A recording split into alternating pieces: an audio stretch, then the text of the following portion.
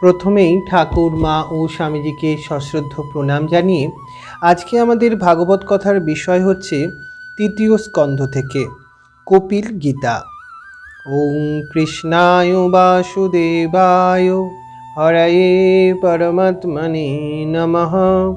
প্রণত ক্লেশনাশায় গোবিন্দায় নমো নমঃ।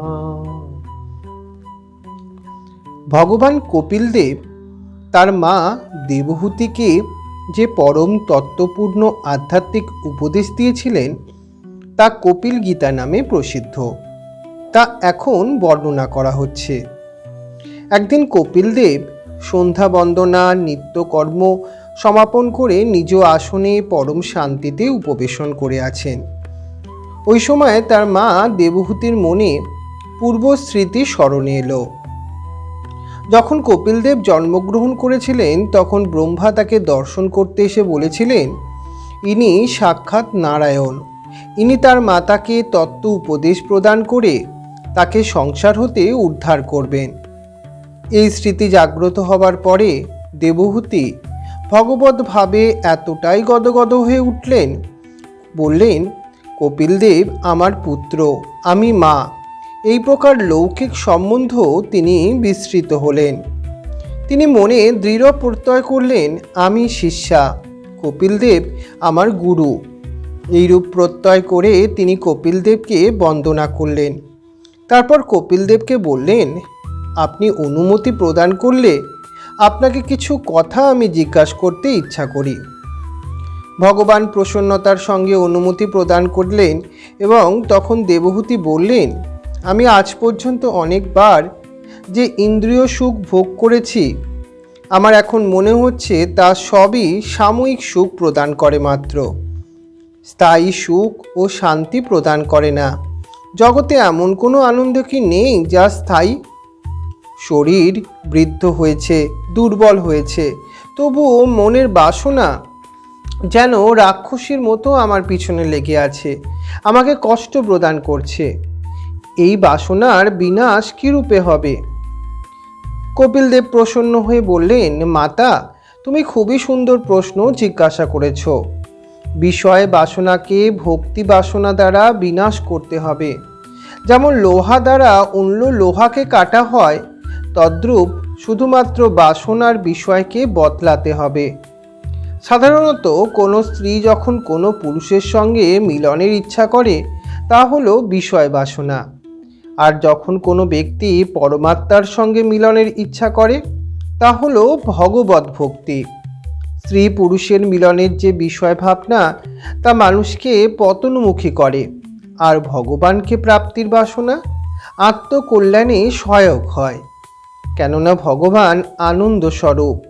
সংসারে যে জাগতিক বিষয় বাসনা তা সুখ দুঃখ মিশ্রিত, সেই সুখ সাময়িক মাত্র, স্থায়ী সুখ নয় বলে সুখ ভোগ করার পরেই দুঃখ আসে। সুখের পিছনেই যেন দুঃখ দাঁড়িয়ে আছে। জীবাত্মা স্থায়ী আনন্দ চায়, স্বরূপ আনন্দ অনুসন্ধান করছে, কিন্তু ভুল করে বিষয় সুখকে আনন্দ মনে করেছে। সুখ এবং আনন্দ এক নয়, উভয়ের মধ্যে অনেক পার্থক্য রয়েছে। সুখ ভোগ করার পরেই দুঃখ অনিবার্য। কোনো সুখই স্থায়ী হয় না, আর আনন্দ চিরস্থায়ী হয়। আনন্দ অনুভবের পরে কোনো দুঃখ আসে না। আনন্দই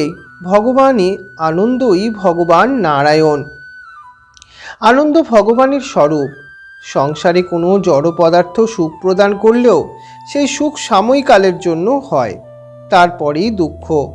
আর আনন্দ কোনো জড় বস্তুর মধ্যে থাকে না। যদি আপনার মনে কোনো সংশয় উপস্থিত হয় এবং বলেন, মহারাজ, যদি কোনো আপনজন অতি প্রেমের সঙ্গে সুস্বাদু আহার পরিবেশন করেন, তখন সেই আহার গ্রহণের সময় কি গভীর আনন্দ অনুভব হয় না? এর জবাব হলো, এর কোনো স্থায়ী আনন্দ নয়, এটি সাময়িক সুখ মাত্র। আর বস্তুত ভোজনে আনন্দ নেই। যদি ভোজনে আনন্দ হতো তাহলে যে ব্যক্তি পেটে অজীর্ণ হয়েছে, অথবা যার শরীরে জ্বর হয়েছে, বা যে অন্য কোনো রোগে আক্রান্ত, তার ভোজনে আনন্দ লাভ কেন হয় না? অথবা ধরা যাক কেহ ভোজন করতে যাচ্ছেন আর সেই সময় কোনো ঘনিষ্ঠ আত্মীয়র মৃত্যু সংবাদ শ্রবণ করলেন, তখন কি তিনি ভোজন করতে পারবেন? তাই ভোজনে আনন্দ নেই, এটা স্পষ্ট। শুধুমাত্র ভোজনে কেন, সংসারের কোনো বিষয় সুখেই আনন্দ নেই। সামান্য সুখ দিতে পারে, তবে তাও সাময়িক এবং ক্ষণস্থায়ী সুখ, স্বপ্নবৎ। সকলেই নিদ্রাতে এক প্রকার আনন্দ অনুভব করেন, কিন্তু কেন? নিদ্রায় আহার, অর্থ ইত্যাদি প্রাপ্তি হয় না, তবু এক প্রকারের শান্তি অনুভূতি হয়। কিন্তু কেন? এর কারণ হলো গভীর নিদ্রায় জগতের বিস্মৃতি হয়, তখন মনে সংসার থাকে না, তাই তখন শান্তি প্রাপ্ত হয়। প্রদীপের মধ্যে যতক্ষণ তেল থাকে ততক্ষণ পর্যন্ত তা জ্বলে, তেল না থাকলে তা জ্বলে না। যতক্ষণ পর্যন্ত মনের মধ্যে সংসার থাকে ততক্ষণ পর্যন্ত মন চঞ্চল থাকে, অশান্তিতেও থাকে। কিন্তু নিদ্রায় মন হতে জগৎ বিস্তৃত হয়, তাই তখন শান্তির স্পর্শ পাওয়া যায়। নিদ্রায় রাজা রাজমহলকেও ভুলে যায়, তারও তখন শান্তি মেলে। অনেক লোক যখন অনিদ্রায় ভোগে তখন ঔষধ সেবন করেই নিদ্রা যায়, তবে নিদ্রা তমগুণের ক্রিয়া এবং নিদ্রায় পরমাত্রার অনুভব হয় না, তাই নিদ্রা দ্বারা দুঃখের সমাপ্তি কিন্তু হয় না। সংসার এবং জগৎ সুখ এবং দুঃখে পূর্ণ। যিনি জগৎকে ভুলে যান এবং সেই সঙ্গে নারায়ণের চিন্তায় তন্ময় বা একান্ত হয়ে যান, তার দুঃখের সমাপ্তি হয়। আনন্দময় পরমাত্মার অনুভব হয় তখন। কোনো জীব যখন অপর কোনো জীবের সঙ্গে আপনজনের সঙ্গে মিলিত হন, তখন তার সুখ ও আনন্দ অনুভব হয় বটে, তবে তা সাময়িক সুখ এবং আনন্দ, স্থায়ী নয়। আর সেই জীব যখন ঈশ্বরের সঙ্গে মিলিত হন, একাত্ম হন, তখন তার পরম আনন্দ হয়, সেই আনন্দ স্থায়ীও হয়। কপিলদেব দেবহূতিকে বললেন, মাতা, মনুষ্য জন্মেই মনকে সংশোধন করা সম্ভব হয়। কলুষিত মন দুঃখী হয়ে থাকে, সর্বদা নিচে গমন করে। জলের একই ধর্ম। তদ্রূপ সাধারণ জীবের মন উপরের দিকে, ভগবানের দিকে না গিয়ে বিষয়ের দিকে অর্থাৎ নিচের দিকে গমন করে এবং সংসার রূপ গর্তে পতিত হয়। কিন্তু যন্ত্রের সাহায্যে নিম্নগামী জলকে উপরে ওঠানো সম্ভব হয়। তদ্রূপ মন্ত্র বা ভগবানের নামের সহায়তায় নিম্নগামী মনকেও ভগবানের দিকে নিয়ে যাওয়া সম্ভব হয়। ভগবান সর্বত্র বিরাজমান, তবুও তিনি সকলের নিকট প্রকাশমান নহেন। ভগবান নিজের স্বরূপকে সর্বত্র সকলের নিকট প্রকাশ করেন না।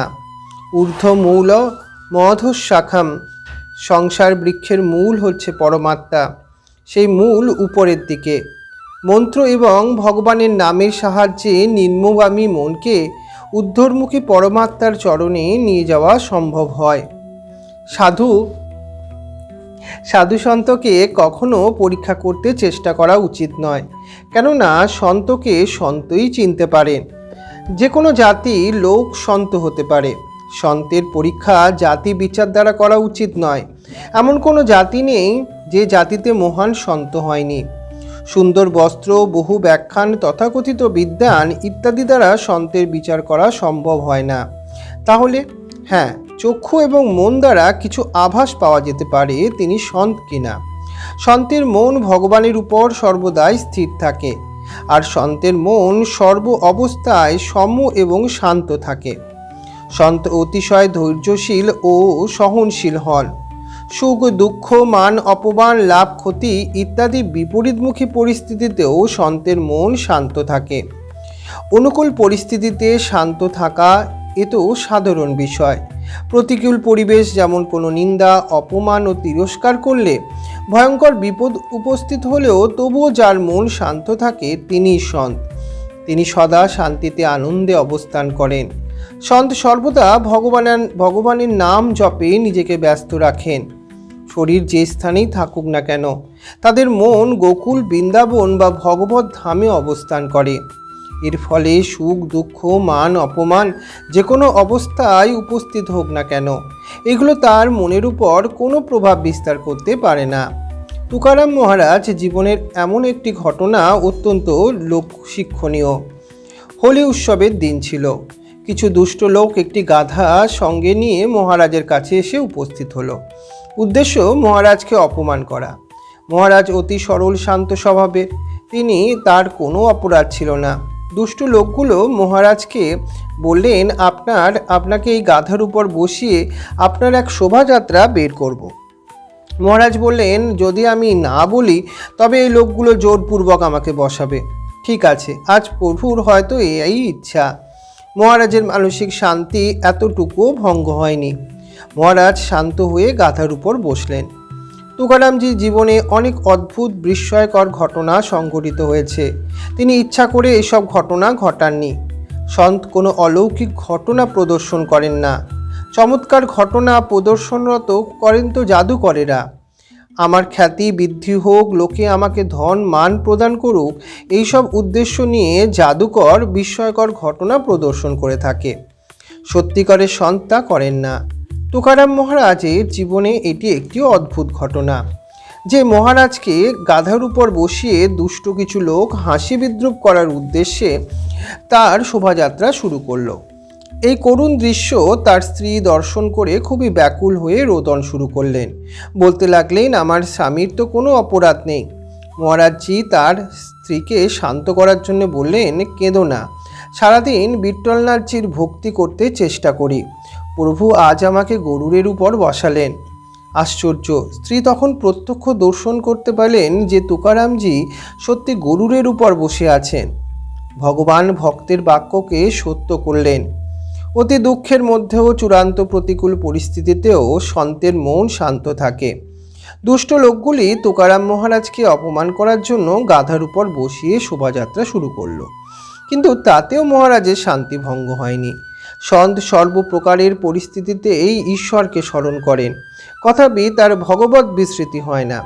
তিনি সাংসারিক সুখ দুঃখ তার উপর কোনো প্রভাব বিস্তার করে না।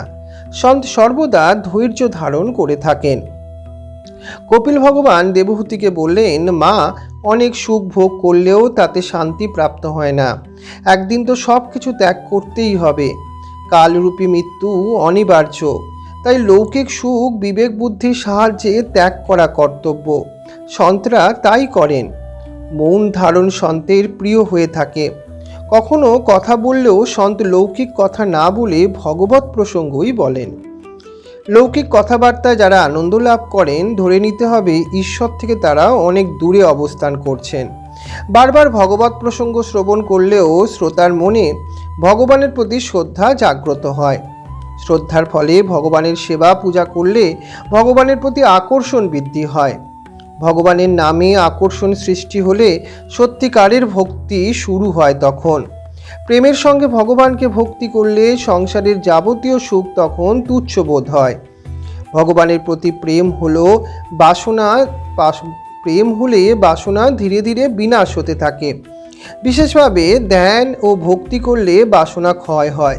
তখন জীবের সত্যিকারের আনন্দ অনুভূতি হয়। কপিলদেব জগতের উৎপত্তি ও স্থিতির বিষয়ে বর্ণনা করলেন। তারপর মাকে নির্দেশ দিলেন জগতের বিষয় চিন্তা ত্যাগ করে ভগবানকে ধ্যান করতে।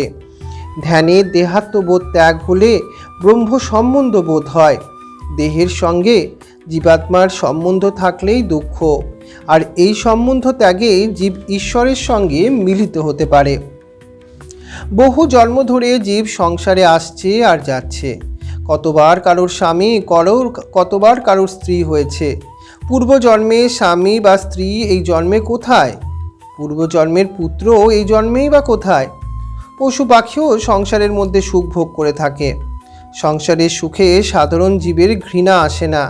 ভোগ দ্বারা কখনো কারোর শান্তি মেলে না। শান্তি ত্যাগ দ্বারাই লাভ হয়। আত্মাই নিজের গুরু। মনকে আত্মার শিষ্য বানিয়ে ভগবানের কথা মনকে শ্রবণ করানো কর্তব্য। মনেরই বন্ধন আর মনেরই মুক্তি। যে চাবি দ্বারা কোনো তালা বন্ধ করা হয়, সেই চাবি দ্বারাই ওই তালা খোলা যায়। বন্ধ করা এবং খোলা এই দুইটি বিরুদ্ধ ক্রিয়া, তবু তা এক চাবি দ্বারাই করা হয়। শুদ্ধ মন দ্বারা মুক্তি আর অশুদ্ধ মন দ্বারা বন্ধন। অশুদ্ধ মন কাম সুখ চিন্তা করে বিষয়ে আবদ্ধ হয়। সেই মনই নারায়ণের চিন্তা ও ধ্যান করে মুক্তি লাভ করে। সুতরাং নিজ মনকে নিয়ন্ত্রণ করা কর্তব্য। মাতা দেবহূতি কপিলদেবের এইসব কল্যাণকারী উপদেশ শ্রবণ করে আনন্দে গদগদ হয়ে কৃতজ্ঞতা প্রকাশ করে বললেন, অল্প সময়ের মধ্যে আমাকে উত্তম উপদেশ প্রদান করলেন, আপনার আশ্রয়ে এলাম, কৃপা করুন। কপিলদেব বললেন, নিজের উপর নিজে কৃপা করো, এমন দৃঢ় নিশ্চয় করো আর যাতে গর্ভবাস না হয়, আর যাতে কারো স্ত্রী বা স্বামী হতে না হয়। এই উপদেশের উপর পূর্ণ শ্রদ্ধা রেখে সাবধান হয়ে সাধন ভজন করো। কপিলদেব ভগবান হয়েও মাতা দেবহূতিকে প্রদক্ষিণ করে বন্দনা করলেন। মাতা পিতাকে শ্রদ্ধার সঙ্গে প্রদক্ষিণ করলে পৃথিবী প্রদক্ষিণের পূর্ণ ফল প্রাপ্তি হয়।